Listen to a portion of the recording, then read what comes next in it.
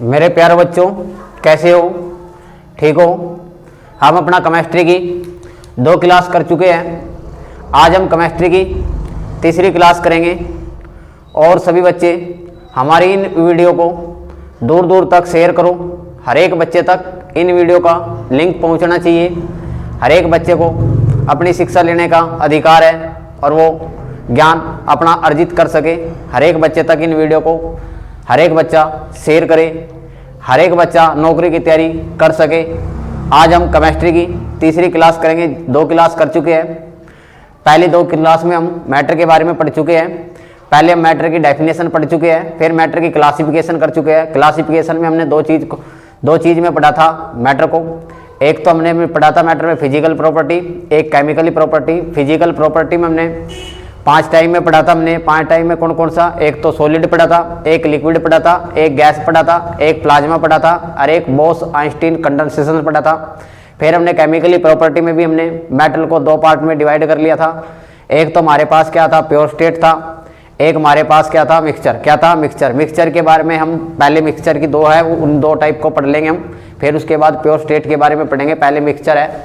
Mixture की क्या थी हमारे पास डेफिनेशन? मिश्रण। जैसे हम एक कंटेनर ले लेंगे, एक कोई बीकर ले लेंगे, उस बीकर के अंदर ये मैंने कोई कंटेनर ले लिया, इस बीकर के अंदर ले लिए, इस बीकर के अंदर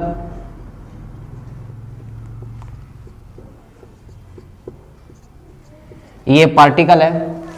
एक कंटेनर के अंदर 2 या 2 से अधिक क्या ले लेते हैं? पार्टिकल ले लेते हैं। उनके मिश्रण को, उन्हीं के सोलूबल सोल्यूशन को ही क्या कहेंगे? मिक्सचर। क्या कहेंगे उसको? मिक्सचर। जब एक कंटेनर के अंदर 2 या 2 से अधिक पदार्थ ले लेते हैं, उन पदार्थों को क्या कहते हैं? हम मिक्सचर। क्या कहते हैं? मिक्सचर कहते हैं। जैसे हम कोई भी पार्टिकल ले ले या उसके अंदर एटम्स ले ले या हमारे पास परमाणु ले ले, वही क्या कहलाएगा? मिक्सचर कहलाएगा।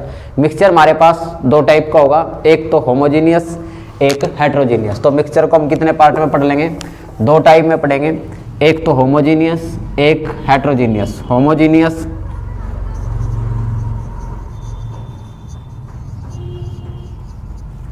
मिक्सचर, इसको कहेंगे सममांग मिश्रण। दूसरे टाइप पढ़ेंगे हेट्रोजीनियस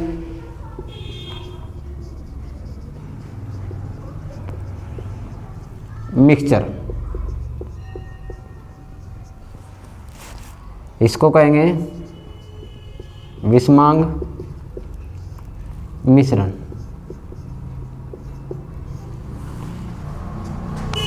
पहले होमोजीनियस मिक्सचर के बारे में पढ़ेंगे।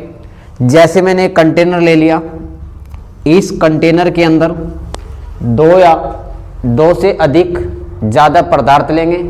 वे पदार्थ आपस में घुलकर सॉल्यूशन बना दे और उसे क्या कहेंगे? Homogeneous mixture.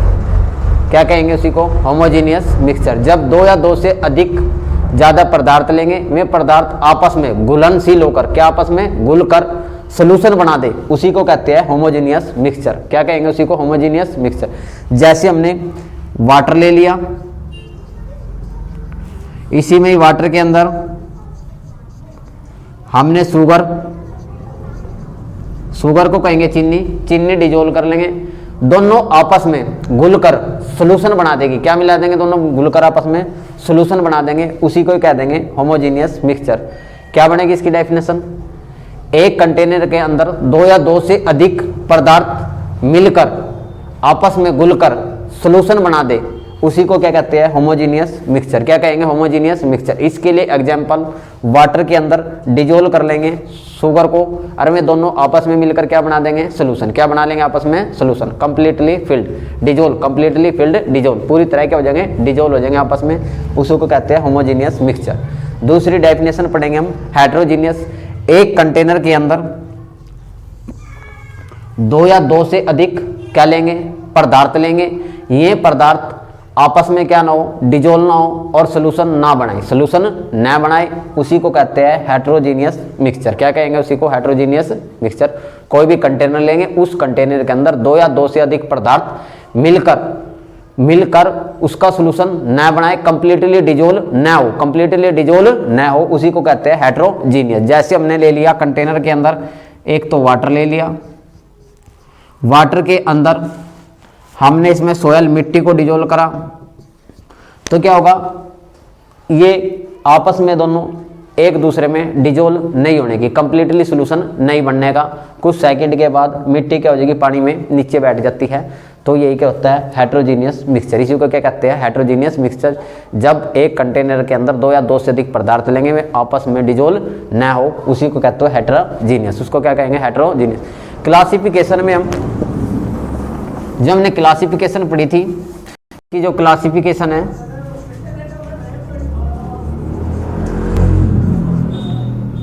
क्लासिफिकेशन हम दो टाइप के पढ़ चुके थे, एक तो फिजिकली, एक केमिकली।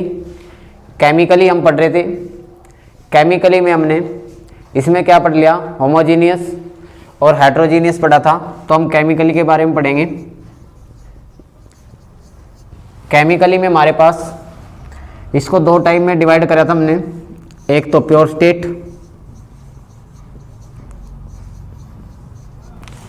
एक मिक्सचर।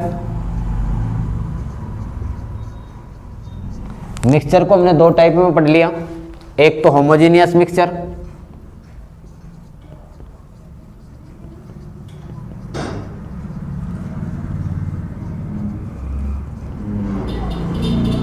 एक पढ़ लिया हेट्रोजीनियस मिक्सचर।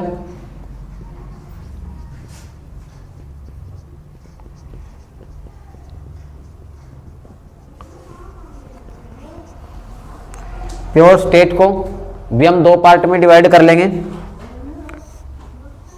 पहले एलिमेंट, एलिमेंट को कहेंगे तत्व। दूसरा पढ़ेंगे कंपाउंड, कंपाउंड को कहेंगे यौगिक। तो हम प्योर स्टेट का सबसे पहले एलिमेंट के बारे में पढ़ेंगे। एलिमेंट के तीन टाइप पढ़ेंगे।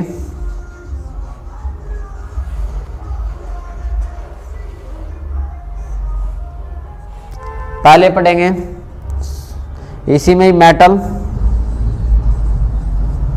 फिर पढ़ेंगे नॉन मेटल,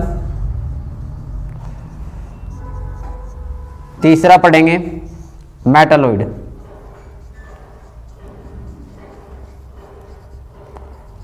मेटल को कहेंगे धातु, नॉन मेटल को कहेंगे अधातु, मेटलॉइड को कहेंगे उपधातु। तो आज हम किसके बारे में डिस्कस करेंगे, एक तो एलिमेंट, एक मेटल के बारे में डिस्कस करेंगे।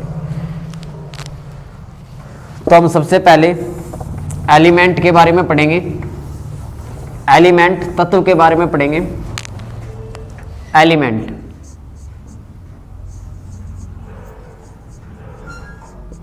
तत्व, जैसे एक कंटेनर ले लें, उस कंटेनर के अंदर एक ही तरह के परमाणु हो या तत्व हो, एक ही तरह के क्या उसके अंदर परमाणु हो, एक ही तरह के क्या होने चाहिए कंटेनर के अंदर परमाणु होने चाहिए, उसी को कहते हैं एलिमेंट। क्या कहेंगे, उसी को एलिमेंट कहेंगे, या उसी को ही कह देते हैं प्योर स्टेट। क्या कह देते हैं, उसी को ही प्योर स्टेट। जब कंटेनर के अंदर एक ही तरह के क्या ले ले, परमाणु ले ले, वही क्या कहलाएगा हमारे पास, एलिमेंट। क्या कहलाएगा, एलिमेंट कहलाएगा। जब इस कंटेनर के अंदर एक ही तरह के क्या ले ले, परमाणु, क्या ले ले, परमाणु, same type of the atoms, मतलब सेम टाइप के क्या ले ले, एटम्स ले ले, उसी को कहते हैं एलिमेंट। क्या कहेंगे उसको, एलिमेंट। आज तक साइंटिस्ट के द्वारा 118 एलिमेंट की खोज कर चुके हैं। कितने की खोज कर चुके हैं, 118 एलिमेंट की। एलिमेंट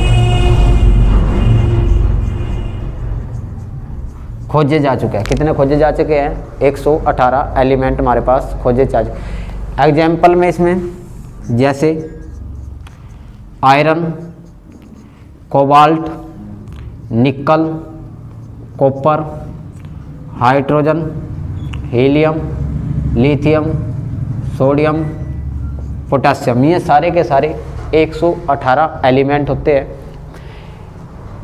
ठीक है। जैसे कंटेनर ले लिया, इस कंटेनर में निकल है तो निकल के ही परमाणु लेंगे, या कॉपर है तो कॉपर के परमाणु लेंगे, एक ही तरह के लेंगे, या कोबाल्ट है तो कोबाल्ट के लेंगे, सोडियम है तो सोडियम के लेंगे। उसी को कहते हैं एलिमेंट। एक ही तरह के शुद्ध होने चाहिए, एक ही तरह के शुद्ध एटम्स या परमाणु को ही हम क्या कहते हैं? एलिमेंट। क्या कहेंगे उसी को? एलिमेंट।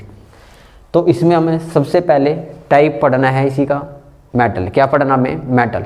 यहाँ पे मेटल को हम थोड़ा ही डिस्कस करेंगे जब हम चैप्टर पढ़ेंगे मेटल का, मेटल, नॉन मेटल और मेटलॉइड, जब मैं इसको पूरा क्लियर करूँगा। अभी हम यहाँ पे थोड़ा ही पढ़ेंगे इनके बारे में, मेटल की डेफिनेशन पढ़ेंगे, मेटल के थोड़े मोटे गुण धर्म पढ़ेंगे। ठीक है। जब हम इसको चैप्टर को करेंगे, जब हम इसको कंप्लीट कराऊंगा मैं इसको, तो हम सबसे पहले किसके बारे में करेंगे? मेटल। ये सारे के सारे हमारे पास क्या है? एलिमेंट।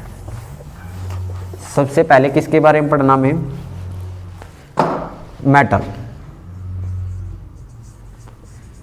मेटल को कहते हैं धातु। मेटल की डेफिनेशन, मेटल वे होते हैं जो अपना इलेक्ट्रॉन त्याग कर अपने ऊपर पॉजिटिव चार्ज अपना लेते हैं, वे क्या कहलाएंगे? मेटल। ये कटायन की फॉर्म में होते हैं। किसकी फॉर्म में होते हैं? कटायन की फॉर्म में होते हैं। जैसे सोडियम है, सोडियम पे कौन सा चार्ज होता है? प्लस का चार्ज होता है। क्या होता है? प्लस का चार्ज।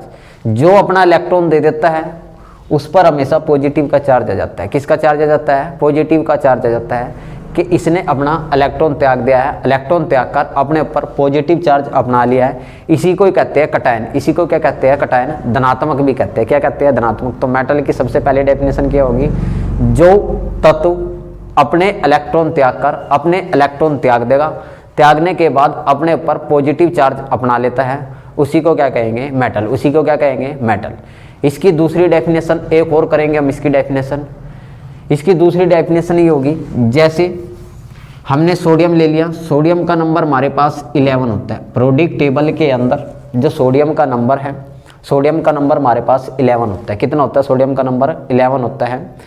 इसके मेटल उसको कहेंगे जिसके लास्ट वाले सेल में 4 से कम इलेक्ट्रॉन हो। कितने हो? लास्ट वाले सेल में 4 से कम इलेक्ट्रॉन हो, वही क्या कहलाएगा? मेटल। वही क्या कहलाएगा? प्रोडिक टेबल में मेटल कहलाएगा। जिसके लास्ट वाले सेल में 4 से कम इलेक्ट्रॉन हो, वह क्या कहलाएगा? मेटल कहलाएगा। क्या कहलाएगा? वो मेटल कहलाएगा। जैसे सोडियम है, सोडियम का नंबर कितना है? 11। इसमें इलेक्ट्रॉन की बात करें तो इलेक्ट्रॉन भी 11 है, और प्रोटॉन की भी बात करें तो प्रोटॉन भी कितने इसके अंदर? 11 है। तो जब हम इसकी इलेक्ट्रॉनिक कॉन्फ़िगरेशन बनाएंगे, क्या बनाएंगे? इलेक्ट्रॉनिक कॉन्फ़िगरेशन, इलेक्ट्रॉनिक विन्यास बनाएंगे। क्या बनाएंगे? इलेक्ट्रॉनिक विन्यास। तो पहले सेल में तो 2 इलेक्ट्रॉन लिखे जाते हैं, फिर उसके बाद दूसरे सेल में 8 इलेक्ट्रॉन आते हैं। कितने इलेक्ट्रॉन आते हैं? 8। टोटल कितने इसके अंदर? 11। कितने इसके अंदर? 11। तो पहले में तो 2 आ जाएंगे, फिर कितने आ जाएंगे? 8। तो कितना बच गया इसके पास? 1 बच गया। तो लास्ट वाले सेल में कितने से कम है? 4 से कम है। कितने से कम है? 4 से। जिसके लास्ट वाले सेल में 4 से कम इलेक्ट्रॉन हो, कितने से कम हो? 4 से कम इलेक्ट्रॉन हो, वही क्या कहलाएगा? मेटल। क्या कहलाएगा? वो मेटल। तो इसके लास्ट वाले सेल में कितना है? 1 है, 4 से कम है, तो इसलिए क्या कहलाएगा? ये मेटल। क्या कहलाएगा? ये मेटल। दूसरी डेफिनेशन ये थी इसकी। मेटल के अंदर अब हम इसके गुण पढ़ेंगे, कौन कौन से, किस कैसे कैसे गुण होते हैं मेटल के अंदर। मेटल के क्या पढ़ेंगे? गुण।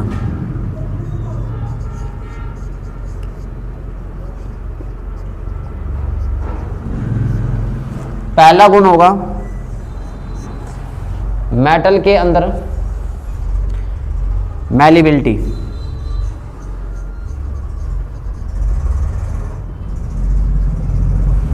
मैलिबिलिटी को कहते हैं अघातवर्ता।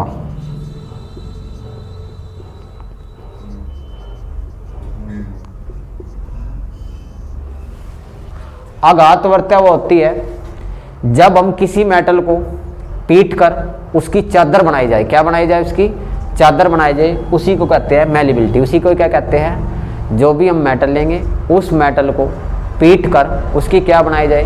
चादर बनाई जाए, वही क्या कहलाता है? मैलिबिलिटी। वही क्या कहलाता है? मैलिबिलिटी। इसके लिए गोल्ड और सिल्वर सबसे अच्छे एग्जाम्पल है। उसके बाद एल्यूमिनियम भी इसी का ही क्या है? एग्जाम्पल है। ये होता है मैलिबिलिटी। क्या होती है? मैलिबिलिटी। उसके बाद पढ़ेंगे इसी में डक्टिलिटी। क्या पढ़ेंगे? डक्टिलिटी।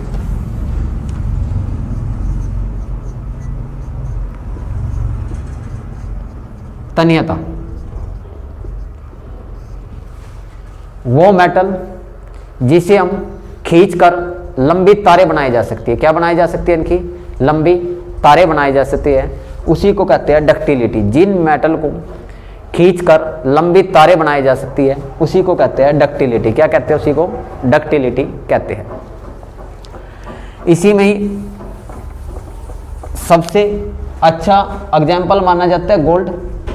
1 ग्राम गोल्ड से 2 किलोमीटर लंबी तार बनाई जा सकती है, लंबी वायर बनाई जा सकती है। 1 ग्राम गोल्ड से 2 किलोमीटर लंबी तार बनाई जाती है।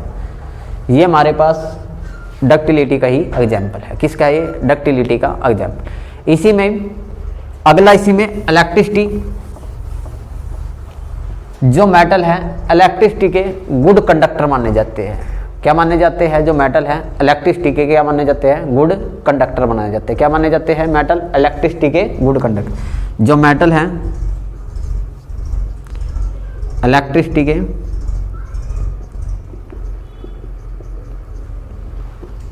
गुड कंडक्टर,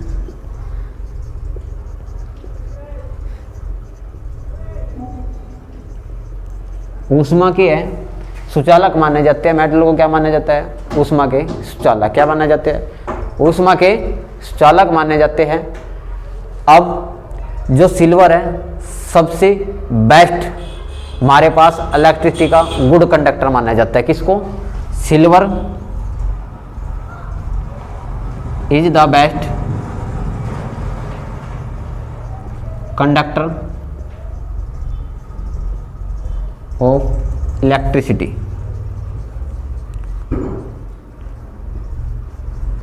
विद्युत का सबसे अच्छा चालक सिल्वर को माना जाता है, मतलब चांदी को माना जाता है। इसी में ही मेटल हमारे पास क्या होते हैं? कठोर होते हैं। क्या होते हैं? हार्ड होते हैं। मेटल हमारे पास क्या होते हैं? हार्ड होते हैं।